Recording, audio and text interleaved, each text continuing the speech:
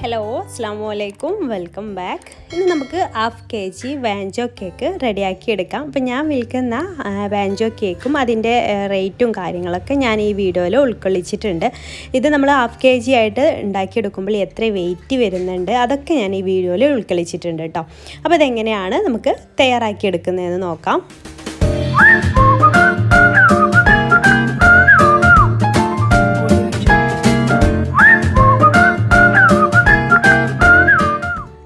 അപ്പോൾ ഞാനിവിടെ 2 cake tin Greece ചെയ്ത് വെച്ചിട്ടുണ്ട് കേട്ടോ. ഗ്രീസ് ചെയ്ത് ബട്ടർ പേപ്പറൊക്കെ വെച്ച് കൊടുത്തിട്ടുണ്ട്. 6 ഇഞ്ചിൻ്റെ 2 പാനാണ്. ഇത് എങ്ങനെ കറക്റ്റായിട്ട് നമുക്കിത് ബട്ടർ പേപ്പർ കട്ട് ചെയ്യാമെന്നുള്ളതിൻ്റെയൊക്കെ വീഡിയോ ഞാൻ ബേക്കിംഗ് ക്ലാസ്സിൻ്റെ എപ്പിസോഡിൽ കഴിഞ്ഞ ദിവസം അപ്ലോഡ് ചെയ്തിട്ടുണ്ട്. കണ്ടിട്ടില്ലാത്തവരൊന്ന് ചെക്ക് ചെയ്ത് നോക്കാം കേട്ടോ.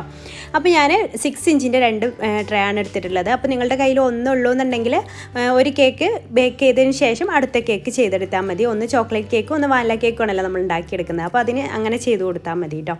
അപ്പോൾ നമുക്ക് ഡ്രൈ ഇൻഗ്രീഡിയൻസ് ഒക്കെ ഒന്ന് ആദ്യം അരിച്ചെടുക്കണം. അപ്പോൾ അതിന് വേണ്ടിയിട്ട് ഞാൻ ആദ്യം ചോക്ലേറ്റ് കേക്കിക്ക് വേണ്ടിയിട്ട് 2 ടേബിൾ സ്പൂണ് മൈദയാണ് എടുത്തിട്ടുള്ളത്. നമ്മൾ 1/4 കിലോ ബേസ് വരുന്നതാണ് ഉണ്ടാക്കിയെടുക്കുന്നത്. 1/2 kg ആകുമ്പോൾ അത്ര മതിയല്ലോ. പിന്നെ അതിലേക്ക് 1 ടേബിൾ സ്പൂണ് കോൺഫ്ലോറും അതുപോലെ തന്നെ 1 ടേബിൾ സ്പൂണ് കൊക്കോ പൗഡറും ചേർത്ത് കൊടുക്കുക. നല്ല ഡാർക്ക് കൊക്കോ പൗഡർ തന്നെ എടുക്കാനായിട്ട് ശ്രദ്ധിക്കുക കേട്ടോ. അപ്പോൾ 2 ടേബിൾ സ്പൂണ് മൈദയും 1 ടേബിൾ സ്പൂണ് കോൺഫ്ലവറും 1 ടേബിൾ സ്പൂണ് കൊക്കോ പൗഡറും അത്രയും മതി. പിന്നെ അതിലേക്കൊരു 1/4 ടീസ്പൂണ് ബേക്കിംഗ് പൗഡർ കൂടെ ചേർത്ത് കൊടുത്തിട്ട് നമുക്കിത് നന്നായിട്ടൊന്ന് അരിച്ചെടുക്കണം. ഒരു വിസ്ക് ഉപയോഗിച്ചിട്ട് നന്നായിട്ടൊന്ന് മിക്സ് ചെയ്തിട്ട് അരിച്ചെടുക്കാം കേട്ടോ. ഇതുപോലെ നന്നായിട്ടൊന്ന് മിക്സ് ചെയ്തിട്ട് നമുക്ക് അരിച്ചെടുക്കാം.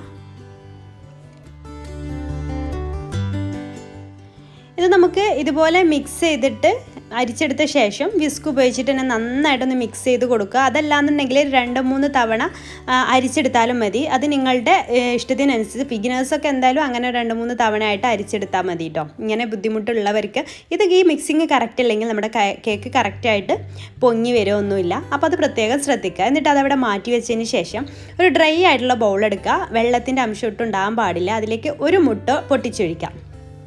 നമ്മൾ ഇതിലേക്ക് ടോട്ടൽ 2 മുട്ടയാണ് എടുക്കുന്നത്. 1/2 kg അല്ലേ ഉള്ളൂ. അപ്പോൾ 2 മുട്ടയാണ് എടുക്കുന്നത്. അപ്പോൾ ആദ്യം നമുക്ക് ചോക്ലേറ്റ് കേക്കിലേക്ക് 1 മുട്ട ആവശ്യം വരുന്നുള്ളൂ.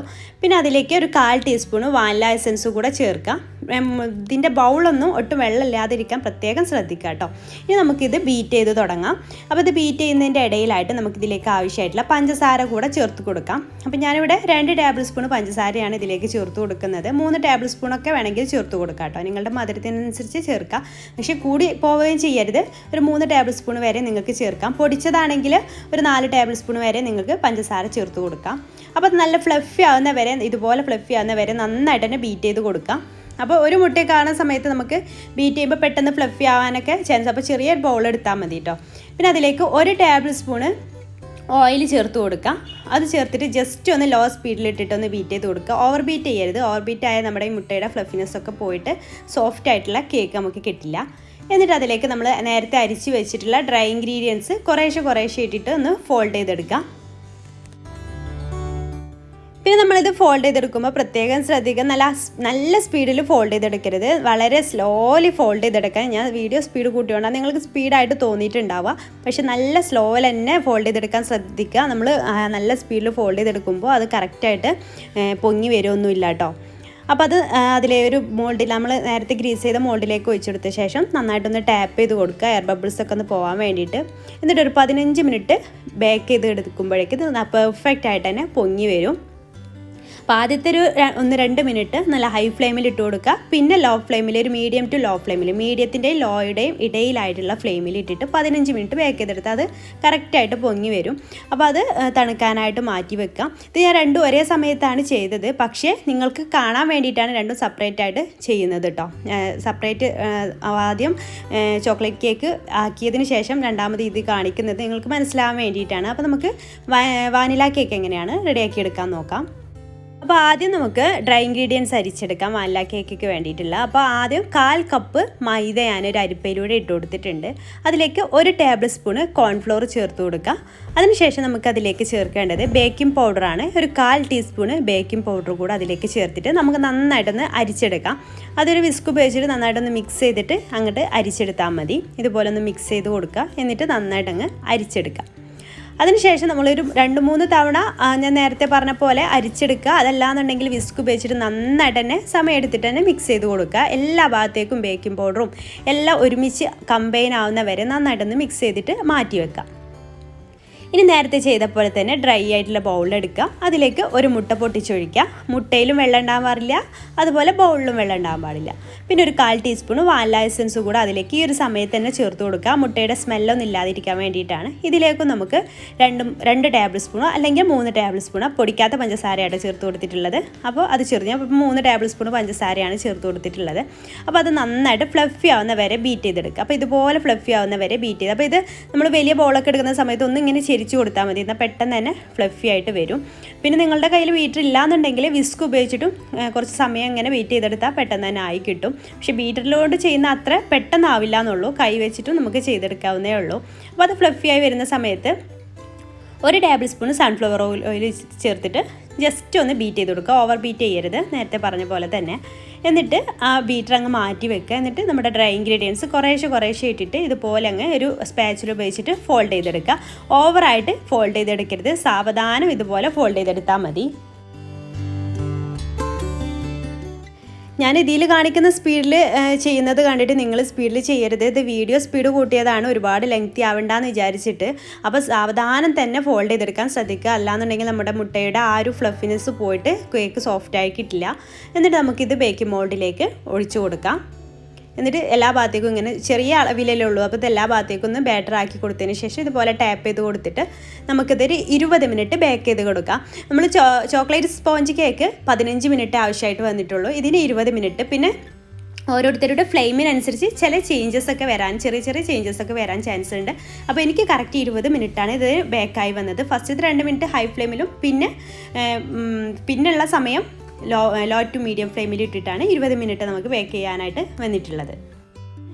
നമുക്ക് 2 കേക്കും തണുക്കാനായിട്ട് മാറ്റി വെക്കാം. ഒരു സമയം കൊണ്ട് നമുക്ക് ഇതിലേക്ക് ചോക്ലേറ്റ് ഗനാഷ് തയ്യാറാക്കി എടുക്കണം. അപ്പോൾ ഞാൻ ആദ്യം ഡാർക്ക് ചോക്ലേറ്റ് ഗനാഷയാണ് തയ്യാറാക്കി എടുക്കുന്നത്. അതിന് വേണ്ടിയിട്ട് 1/4 കപ്പ് ഗ്രേറ്റഡ് ചോക്ലേറ്റ് എടുത്തിട്ടുണ്ട്. അപ്പോൾ ഞാനിവിടെ മിൽക്ക് കോമ്പൗണ്ട് ആയിട്ട് എടുത്തിട്ടുള്ളത്. കസ്റ്റമേഴ്സിൻ്റെ ഇഷ്ടത്തിനനുസരിച്ചാണല്ലോ നമ്മൾ ഉണ്ടാക്കിയെടുക്കുക.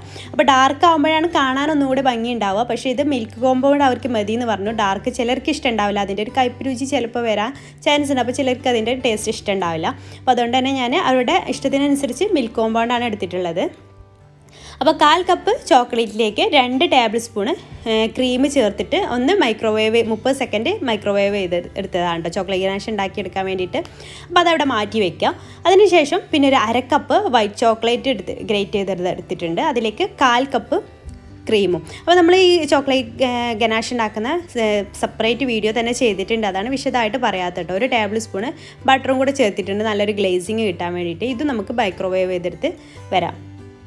അപ്പോൾ ഇതൊക്കെ നമുക്ക് എങ്ങനെ എടുക്കേണ്ടതെന്ന് വെച്ച് കഴിഞ്ഞാൽ ചുരുക്കി പറഞ്ഞു തരാം. നമ്മൾ എത്രയാണ് ചോക്ലേറ്റ് എടുക്കുന്നത് അതിൻ്റെ പകുതിയാണ് ക്രീം എടുക്കേണ്ടത് കേട്ടോ. ക്രീം അല്ലെങ്കിൽ ഫ്രഷ് ക്രീമോ അതിൻ്റെ പകുതിയാണ് എടുക്കേണ്ടത്, നല്ല കറക്റ്റ് അതിൻ്റെ ഒരു ഇതിൽ കൺസിസ്റ്റൻസിൽ നമുക്ക് കിട്ടുള്ളൂ. അപ്പോൾ 2 ചോക്ലേറ്റ് ഗനാഷ് ഇവിടെ റെഡി ആയിട്ടുണ്ട്. നമുക്കിതിലേക്ക് ഡാർക്ക് ചോക്ലേറ്റ് കുറച്ച് മതി, വൈറ്റ് ചോക്ലേറ്റ് ആണ് കൂടുതൽ വേണ്ടത്. ഇനി ഇതിലേക്ക് വേണ്ടിയിട്ടുള്ള വിപ്പിംഗ് ക്രീം ഒന്ന് ബീറ്റ് ചെയ്തെടുക്കാം. ഞാനിവിടെ 1/4 കപ്പ് വിപ്പിംഗ് ക്രീമാണ് ഇതിലേക്ക് എടുത്തിട്ടുള്ളത്. ഇത് നമുക്ക് നന്നായിട്ടൊന്ന് സ്റ്റിഫ് ആവുന്നവരെ ബീറ്റ് ചെയ്തെടുക്കാം. ഞാൻ ഓരോ സ്റ്റേജ് പറയുമ്പോഴും പറയാണ്, ഇതിൻ്റെയൊക്കെ സെപ്പറേറ്റ് വീഡിയോ തന്നെ നമ്മൾ ബേക്കിംഗ് ക്ലാസ്സിൽ അപ്ലോഡ് ചെയ്തിട്ടുണ്ട്. കണ്ടിട്ടില്ലാത്തവർ ഒന്ന് ചെക്ക് ചെയ്യുക കേട്ടോ. ഞാൻ അതിൻ്റെ പ്ലേലിസ്റ്റ് ഡിസ്ക്രിപ്ഷൻ ബോക്സിൽ കൊടുക്കാം. അപ്പോൾ അത് ബീറ്റ് ചെയ്തെടുത്തിട്ടുണ്ട്. ഇനി ഇതിൽ നിന്ന് കുറച്ച് ക്രീം ഒരു ചെറിയ ബൗളിലേക്ക് മാറ്റുന്നുണ്ട്. നമുക്ക് കുറച്ചൊന്ന് ചോക്ലേറ്റ് ക്രീം ആവശ്യമായിട്ട് വരുന്നുണ്ട്, ആ ഒരു ചോക്ലേറ്റ് കേക്കിൻ്റെ മേലെ സ്പ്രെഡ് ചെയ്യാൻ വേണ്ടിയിട്ട്. അപ്പോൾ കുറച്ചൊന്ന് മാറ്റി വെച്ചിട്ട് അതിലേക്ക് നമ്മുടെ ആ വിപ്പ് ചെയ്തിട്ടുള്ള നമ്മുടെ ചോക്ലേറ്റ് ഗനാഷ് ഉണ്ടല്ലോ, ഡാർക്ക് ചോക്ലേറ്റ്, അതിൽ നിന്ന് 1 ടേബിൾ സ്പൂണൊക്കെ ഇട്ടിട്ട് ഒന്നിങ്ങനെ ഫോൾഡ് ചെയ്തെടുക്കുക. അപ്പോൾ ആ ഒരു ഭാഗത്തേക്ക് മാത്രം മതി ഈ ഒരു ക്രീം, അതുകൊണ്ടാണ് കുറച്ച് എടുത്തിട്ടുള്ളത്. അപ്പോൾ അതൊന്ന് ഫോൾഡ് ചെയ്തെടുക്കുക. അതിനുശേഷം അതവിടെ മാറ്റി വയ്ക്കും. നമുക്ക് ഐസിങ് ചെയ്ത് തുടങ്ങാം. അപ്പോൾ അതൊരു ടേൺ ടേബിളിൽ കേക്ക് ബേസ് വെച്ചിട്ടുണ്ട്. 1/2 kg ബേസാണ് എടുത്തിട്ടുള്ളത്, 6 ഇഞ്ചിൻ്റെ ബേസാണ് എടുത്തിട്ടുള്ളത്. നമ്മുടെ ഈ വാനില കേക്ക് നമുക്ക് 2 ലെയറായിട്ട് കട്ട് ചെയ്യാം. ഇത്ര ഹൈറ്റിൽ നമ്മൾ ഈ ഒരു കേക്കിലേക്ക് ഉണ്ടാക്കിയിട്ടുള്ള ചോക്ലേറ്റ് കേക്ക് കിട്ടില്ല. അപ്പോൾ അതുകൊണ്ട് തന്നെ അത്രയും ലെയർ മതി. വാനില കേക്ക് 2 ലെയറായിട്ട് കട്ട് ചെയ്യാം. നമ്മൾ ഇതിലേക്ക് 3 ലെയേഴ്സായിട്ടാണ് വെക്കുന്നത്. 2 വാനില കേക്കിൻ്റെയും അതുപോലെ 1 ചോക്ലേറ്റ് കേക്കിൻ്റെയും ലെയറായിട്ടാണ് വെക്കുന്നത്. അപ്പോൾ ഇത് 2 ലെയേഴ്സായിട്ട് കട്ട് ചെയ്തെടുത്തിട്ടുണ്ട്. നമുക്ക് ചോക്ലേറ്റ് കേക്കിൻ്റെ മേൽഭാഗം ഒന്ന് പൊങ്ങി നിൽക്കുന്ന ഭാഗം ഒന്ന് കട്ട് ചെയ്ത് മാറ്റാം. അതൊന്ന് മാറ്റുന്നുണ്ട്. അപ്പോൾ അങ്ങനെ 3 ലെയേഴ്സായിട്ടാണ് നമ്മളിത് ചെയ്തെടുക്കുന്നത്. അപ്പോൾ ഞാനൊരു ടേൺ ടേബിളിൽ നമ്മൾ നേരത്തെ പറഞ്ഞ പോലെ തന്നെ 6 ഇഞ്ചിൻ്റെ ഒരു ബേസ് വെച്ചിട്ടുണ്ട്. അതിലേക്ക് കുറച്ച് ക്രീം ഒന്ന് അപ്ലൈ ചെയ്ത് കൊടുത്തിട്ടുണ്ട്. അതിനുശേഷം ഫസ്റ്റ് ലെയറായിട്ട് വാനില കേക്ക് വെച്ച് കൊടുക്കുന്നുണ്ട്. എന്നിട്ട് ഷുഗർ സിറപ്പ് വെച്ചിട്ടൊന്ന് വെറ്റ് ചെയ്ത് കൊടുക്കുകയാണ്. എല്ലാ ഭാഗത്തേക്കും ഷുഗർ സിറപ്പ് ഒന്ന് വെറ്റ് ചെയ്ത് കൊടുക്കുകയാണ്. അതിനുശേഷം നമ്മൾ വിപ്പ് ചെയ്ത് വെച്ചിട്ടുള്ള വിപ്പിംഗ് ക്രീം എല്ലാ ഭാഗത്തേക്കും ഒന്ന് സ്പ്രെഡ് ചെയ്ത് കൊടുക്കാം. ഇനി അതിൻ്റെ മേലെയായിട്ട് വൈറ്റ് ചോക്ലേറ്റ് ഗ്രേറ്റ് ചെയ്തതൊന്ന് ഇട്ട് കൊടുക്കുന്നത്. നിർബന്ധമൊന്നുമില്ല, നിങ്ങൾക്ക് വേണമെന്നുണ്ടെങ്കിൽ മാത്രമേ ഇട്ട് കൊടുത്താൽ മതി. അത് നിർബന്ധമുള്ള കാര്യമല്ല കേട്ടോ. നമ്മളുടെ ടേസ്റ്റിനനുസരിച്ച് നമ്മൾ ഇട്ട് കൊടുക്കുക. അതിനുശേഷം അതിൻ്റെ മേലെയായിട്ട് നമ്മുടെ ചോക്ലേറ്റ് കേക്ക് വെച്ച് കൊടുക്കാം. എന്നിട്ട് ഷുഗർ സിറപ്പ് വെച്ചിട്ടൊന്ന് വെറ്റ് ചെയ്ത് കൊടുക്കാം. ഇതിൻ്റെ മേലെയായിട്ട് നമ്മൾ നേരത്തെ മാറ്റി വെച്ചിട്ടുള്ള ചോക്ലേറ്റ് ക്രീമാണ് കേട്ടോ സ്പ്രെഡ് ചെയ്ത് കൊടുക്കേണ്ടത്. ഈ ഒരു ഇതിന് വേണ്ടിയിട്ടാണ് നമ്മൾ ഇത്രയും ചോക്ലേറ്റ് ക്രീം നമ്മൾ മാറ്റി വെച്ചിട്ടുള്ളത്. അതിൻ്റെ മേലെ അത് വെച്ചിട്ട് സ്പാച്ചില ഉപയോഗിച്ചിട്ട് ഒന്ന് ലെവലാക്കി കൊടുക്കുക. പാലറ്റ് നൈഫ് ഉപയോഗിച്ചിട്ടൊന്ന് ലെവലാക്കി കൊടുക്കുക. ഇതിൻ്റെ വേറെ വേണമെങ്കിൽ നമുക്ക് ഡാർക്ക് ചോക്ലേറ്റ് ഒന്ന് ഗ്രേറ്റ് ചെയ്ത് കൊടുക്കാം. അപ്പോൾ ഓരോ ലെയേഴ്സും വെച്ചിട്ട് നമ്മൾ സൈഡ് പോർഷൻ ഒന്ന് ഇതുപോലെ പാലറ്റ് നൈഫ് ഉപയോഗിച്ചിട്ടൊന്ന് ലെവലാക്കിയാൽ കറക്റ്റായിട്ട് നമുക്ക് ആ ഒരു ലെയേഴ്സൊക്കെ കറക്റ്റായിട്ട് വരും. ഇനി ഇതിൻ്റെ മേലെ നമുക്ക് ചോക്ലേറ്റ് ഗ്രേറ്റ് ചെയ്തത് ചേർത്ത് കൊടുക്കാം.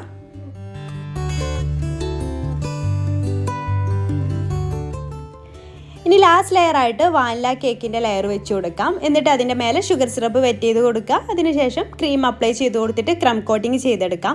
പിന്നെ നമ്മളിത് ചെയ്ത് വരുമ്പോൾ എന്തായാലും 1/2 kgയുടെ മേലെയായിട്ട് വരും കേട്ടോ. 3 ലെയേഴ്സായിട്ട് ഇത് ചെയ്യുമ്പോൾ 1/2 kgയുടെ മേലെ എന്തായാലും വരും.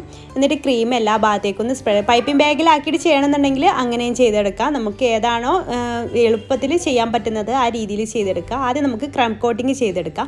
ഇനി ഞാനൊരു അരമണിക്കൂർ ഫ്രിഡ്ജിൽ താഴെ വെക്കുന്നുണ്ട് കേട്ടോ. അരമണിക്കൂറിന് ശേഷം എടുത്തിട്ടാണ് ഫൈനൽ ഫ്രോസ്റ്റിങ് ചെയ്തെടുക്കുന്നത്.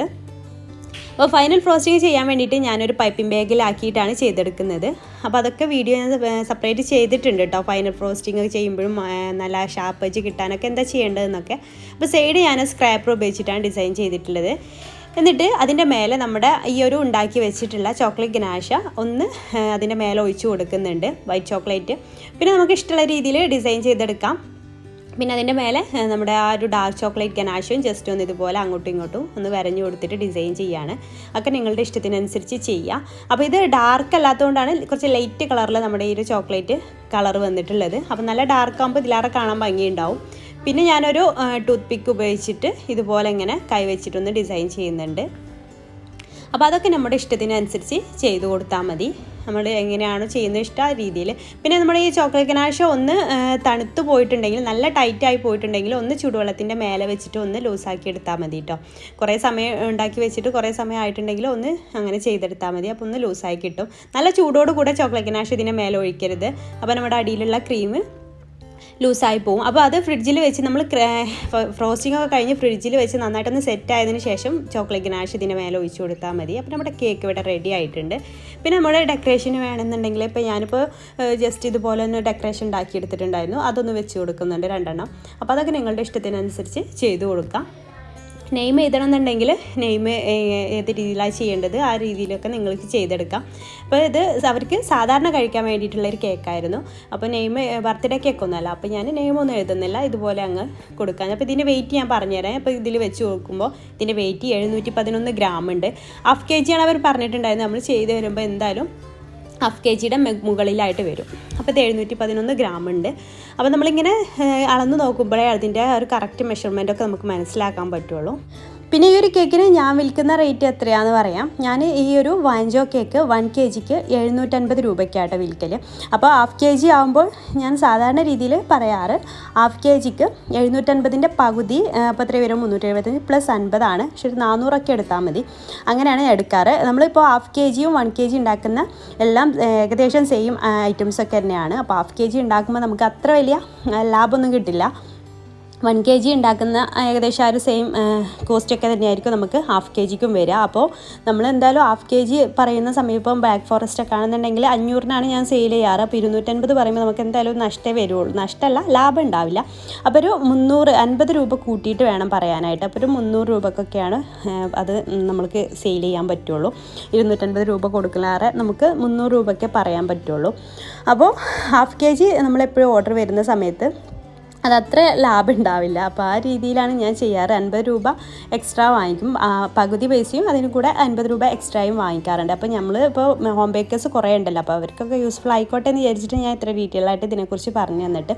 പിന്നെ നിങ്ങൾക്ക് വേണമെന്നുണ്ടെങ്കിൽ ഞാൻ വിൽക്കുന്ന കേക്കിൻ്റെ റേറ്റൊക്കെ പറയാം, വീഡിയോ സെപ്പറേറ്റ് ചെയ്യുന്നുണ്ട്. പിന്നെ അതുപോലെ തന്നെ നമ്മൾ ഓരോ സ്ഥലത്തിനനുസരിച്ച് കേക്കിൻ്റെ റേറ്റിന് വ്യത്യാസം വരും കേട്ടോ. നമ്മൾ ഓരോ പ്ലേസിലനുസരിച്ച് വ്യത്യാസം വരും. ഓരോ സ്ഥലത്തെ ബേക്കറിയിലൊക്കെ വിലയൊക്കെ അന്വേഷിച്ചിട്ട് അതിനനുസരിച്ചൊക്കെ റേറ്റ് ഇട്ടാൽ മതി. പിന്നെ നമ്മുടെ ഇന്നത്തെ ഒരു വീഡിയോ നിങ്ങൾക്ക് ഇഷ്ടമായിട്ടുണ്ടെങ്കിൽ ലൈക്ക് ചെയ്യാനും ഷെയർ ചെയ്യാനും താല്പര്യം ഉണ്ടെങ്കിൽ ഷെയർ ചെയ്യാനും മറക്കരുത് കേട്ടോ. അപ്പോൾ ഇൻഷാ അല്ലാഹ് പുതിയൊരു നല്ല വീഡിയോ ആയിട്ട് നമുക്ക് അടുത്തൊരു ദിവസം കാണാം. താങ്ക്